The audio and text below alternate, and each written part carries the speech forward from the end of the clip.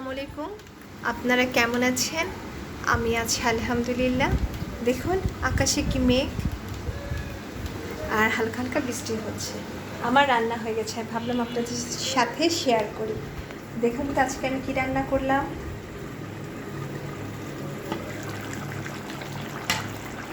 আমি রান্না করেছি আজকে ধুন্দুল দিয়ে নলা মাছ।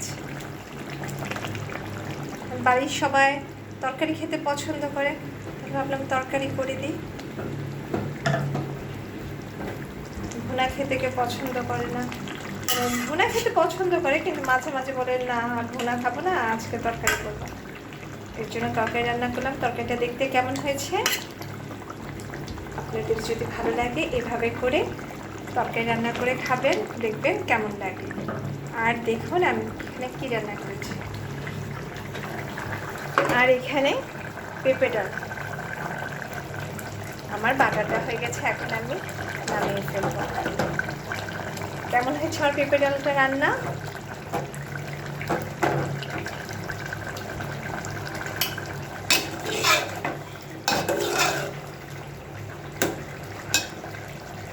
এখানে রসুন, পেঁয়াজ, কাঁচামরিচ, শুকনা মরিচ, তারপর কালো জিরে সব কিছু দিয়েছি। আপনাদের যদি আমার রান্না ভালো লাগে এভাবে করে রান্না করে খাবেন, পরিবারের মানুষদের এভাবে করে রান্না করে খাওয়াবেন, দেখবেন সবাই বলবে যে না আজকের খাবারটা ভালো হয়েছে। আর সবার শরীরও ভালো থাকবে। তরকারি খাওয়া শরীরের জন্য খুবই ভালো, খুবই দরকার আমাদের। সবাই ভালো থাকবেন, আমার জন্য দোয়া করবেন, আমিও যেন ভালো থাকি। আল্লাহ হাফিজ।